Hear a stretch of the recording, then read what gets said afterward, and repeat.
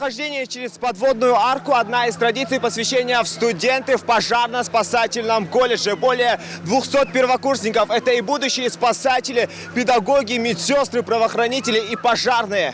Радуга, такое же настроение и легкий бриз. Для каждого специалиста посвящение – это не просто формальность, а целый ритуал, в котором они показывают все фишки своей будущей профессии. Пожарным нужно быстрее всех надеть свою экипировку, правда, пока им необходимо еще наловчиться. Экстрим и азарт. Счет идет на время. Профессиональные навыки демонстрируют и спасатели. За несколько месяцев с начала учебного года они научились подстраиваться под любую ситуацию. По легенде, в кабинете здания произошло возгорание, с которым совсем зеленые специалисты справились на отлично. А к медсестрам за своей клятвой и наставлениями выходит лично Гиппократ. Одной из основ сестринской деятельности является умение понять, выслушать больного человека. Получая высокое звание студента, клянетесь ли вы все знания и силы посвятить охране и улучшению здоровья человека? Обещания дают и будущие педагоги начальных классов и запускают шары под старую и всеми любимую песню.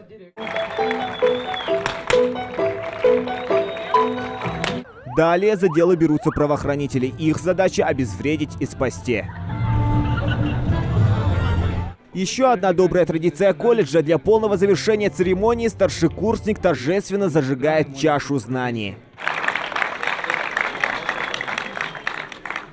Впереди бессонные ночи за лекциями, зачеты и экзамены. С важным для каждого первокурсника днем поздравляет руководство колледжа. Чтобы после окончания нашего колледжа, и чтобы вы дальше продолжали учиться, продолжали работать, и чтобы наш колледж поддерживали имидж и несли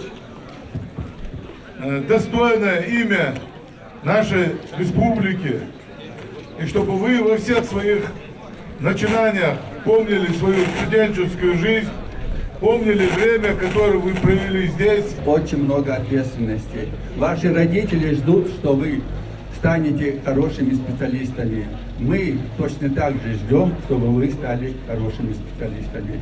Но еще раз повторяю, чтобы стать хорошими специалистами, надо трудиться и трудиться. Если многие при выборе будущей профессии мешкаются, то Бекхан Янгулбаев четко расставил приоритеты. Свою жизнь решил посвятить медицине. Планы амбициозные. Работать во благо – это приятнее всего работать.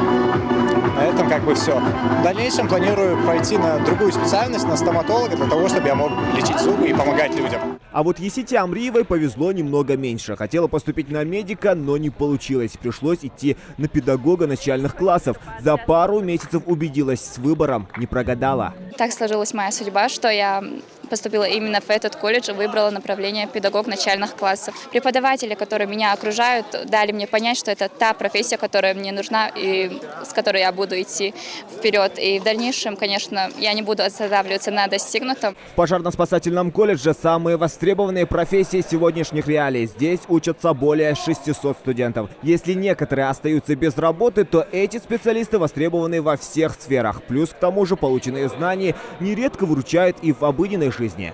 Те, кто могут прийти на помощь в сложных ситуациях, те, кто не боится увидеть какие-то страшные кадры, те, естественно, выбирают наш колледж, потому что здесь они могут получить знания о том, как оказать первую медицинскую помощь, как действовать себя в случаях, если, не дай бог, кто-то попал в ДТП. Это может быть сам человек, это может быть наш студент, в смысле, это может быть и другой человек, который просто оказался свидетелем этого. И я уверен, что люди и были моменты, действительно, когда наши студенты приходили на помощь, в тех же участвовали в тушении, ликвидации пожаров, спасали людей, которые были в невменяемом состоянии, пытались покончить с самоубийством. Сессия без хвостов и отличные отметки в зачетке. Пожалуй, главное испытание еще впереди. Сессия, или, как говорят сами студенты, стрессия. Через 3 года они станут дипломированными специалистами, а до этого нет сомнений, их энергии хватит не только на учебу. Они поют, танцуют, развиваются и идут вперед. Зелимхан Калоев, Магомед Белакиев, Новости 24.